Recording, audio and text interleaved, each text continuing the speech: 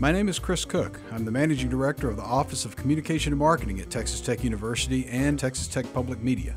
Texas Tech University is full of great communicators, and together we hope to bring you perspectives and insight that can help you in your field. Communication is what we do every day, and it's intricately connected to our success and failures. This is Communicators in a Cart. Dr. Todd Chambers is the Associate Dean for Undergraduate Affairs for the College of Media and Communication at Texas Tech University. Dr. Chambers has 10 years of professional experience, including radio programming, sales, promotions, and production. During the course of obtaining my master's at Texas Tech, I had the good fortune of taking one of Dr. Chambers' classes. Come in. Hey man, what's up? What, you want to grab some coffee? That sounds great, man. You doing all right, Chris? Doing great. Good to see you. Awesome, man. Good to see you. You want to bring Pez Kiss with you? Which one? Bring them all. Okay, cool. Yeah, let's bring do it. them all. Let's rock.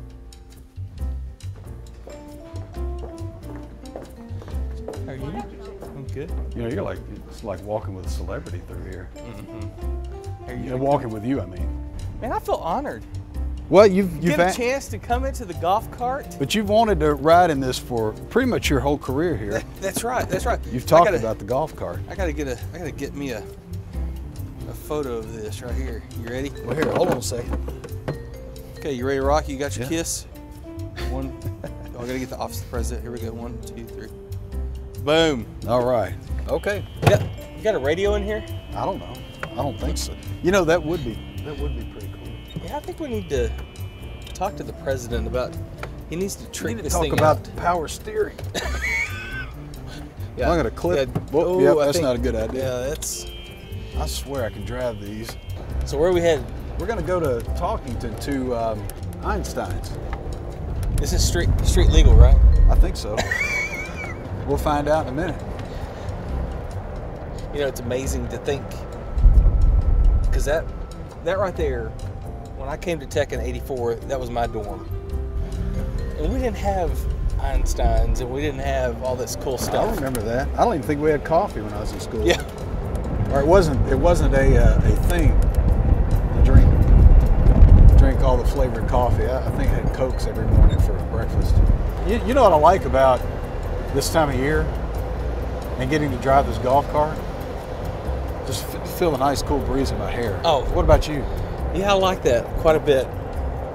You might. I should have brought my hat. You could get chapped or something. Yeah, I need to go back and get my scarf for my head. So I guess we need to be careful because someone may stop and ask for your autograph here in a minute, right? Well, because I'm with you, it's about association. Yeah. Mm-hmm. How y'all doing? He's unimpressed. Not impressed. He was not looking for an autograph. Yeah, this is Chris Cook. Morning. This is Chris Cook. Good morning, y'all. How are y'all? Good. Unimpressed, number 2. Yeah. And 3. What are we doing? You know, what time is it? About 11? Yeah. So a lot of these kids, it's equivalent to our 6 a.m. So they're probably not That's right. too interested in saying good morning.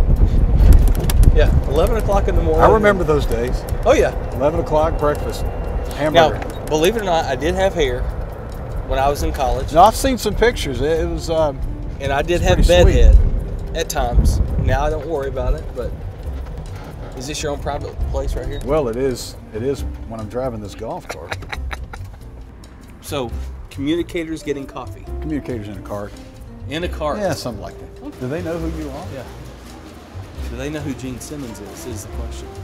I need a small coffee. 2 small coffees. Now, this is my first time here. Do we get it ourselves? Yeah.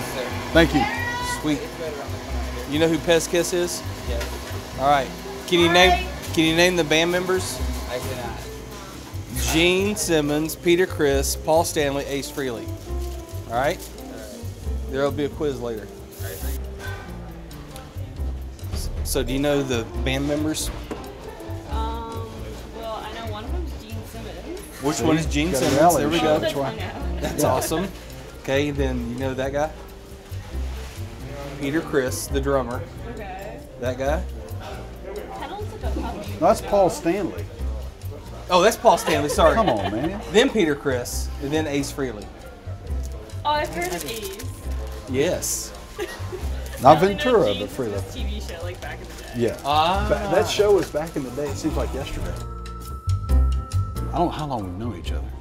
A while. It's been a while. It was back when I was in athletics. I got here in '99. When did you get? 99. Did my undergrad and my master's here at Tech.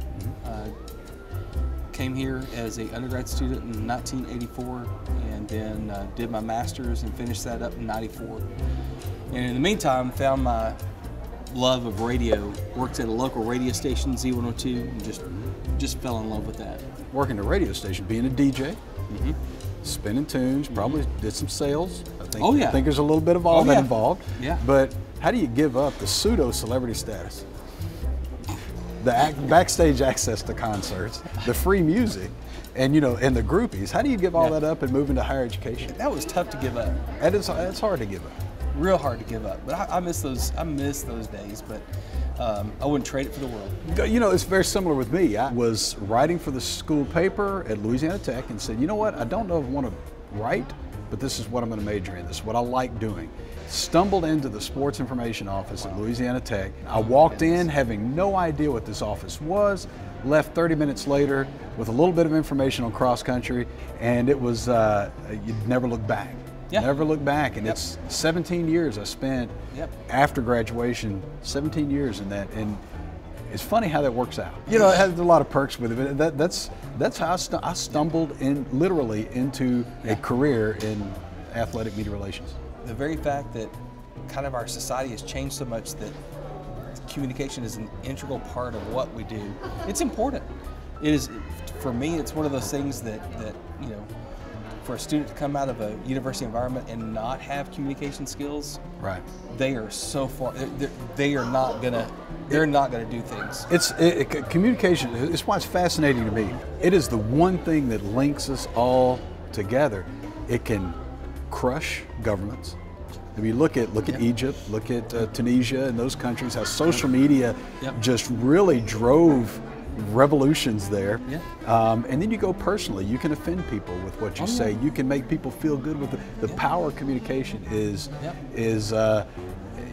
You've got to harness it to do it right, and it's not easy to harness. I want to switch gears real quick, and I want to ask you this. You had a very profound health issue. I think it's guided you a little bit to where you are now, and you've become just a wonderful advocate locally on the South Plains, on this campus for this. Can you talk about that a little bit? Sure. 10 years ago, I would not be drinking coffee, but I was diagnosed with stage 4 squamous cell carcinoma, and the cancer was at the base of my tongue. And so it had already spread out into both sides of my neck and my lymph nodes. Had 2 beautiful young daughters, age 5 and 1 at the time. My beautiful wife, had the perfect family. We didn't have the white picket fence, but by golly, we were a 2-career family, just at the cusp of just awesomeness. Norman Rockwell, right? And then you get the boom, you get that stage 4 diagnosis, and not sure what was going to do, but yeah. Ended up going through chemo and radiation and surgery, and they removed 24 lymph nodes out the right side of my neck. But since then, since June of 2005, I've been cancer-free. That's great. But it has. It profoundly changed my life. Really made me reflect on a lot of things, priorities. But it also made me appreciate kind of my two halves of life, pre-cancer and post-cancer. And everything pre-cancer, I know now, was leading to post-cancer. And I remember asking my mom sometime and being very frustrated and having these frustrating conversations with my wife, why couldn't someone else get this? Why me? And my mom looked at me one time, and my wife told me several times, no one would listen to their story. And just thinking about where I am today and the number of times I've been able to share my story, been able to share my faith through that story, been able to hopefully encourage someone and say, it's going to be all right. There is hope. There is hope. Because that's, you wear the colors. I wear it. I've got my bracelet because my daughter, asked me one time during treatment, She goes, Daddy, are you going to be okay?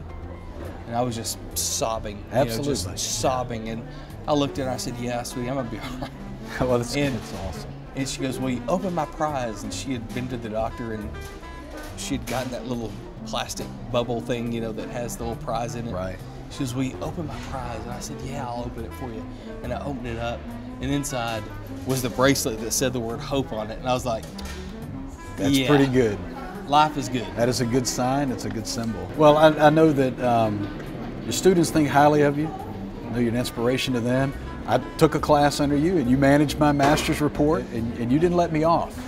Everybody's like, oh, you got Chambers. You're in Chambers of friends. Chambers did not let me off on this. He required me to work, gave me the deadlines, and we met him and got it done. He did a cool study, too. It was fun. It was fun. It was on music. But I want to wrap up with this. We got to give a plug to Spur 327.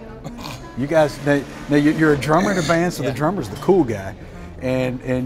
So you're available for birthday parties, bar mitzvahs, and some things like that, right? That's right. We play anything. And it's cool because there's we've got 4 people in the band. We're all affiliated with Texas Tech somehow.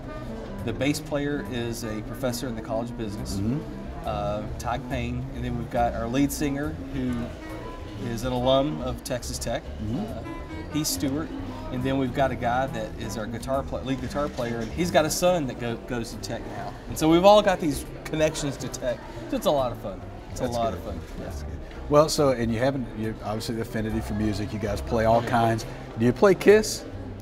No, but we're working on a Kiss song. We're working on a Kiss, and that's probably Beth, because you can't get that hard with. No, I'm no singer. Okay. Usually drummers have hair and they sing sometimes, like Don Henley, but no, I'm no Don Henley. So yeah.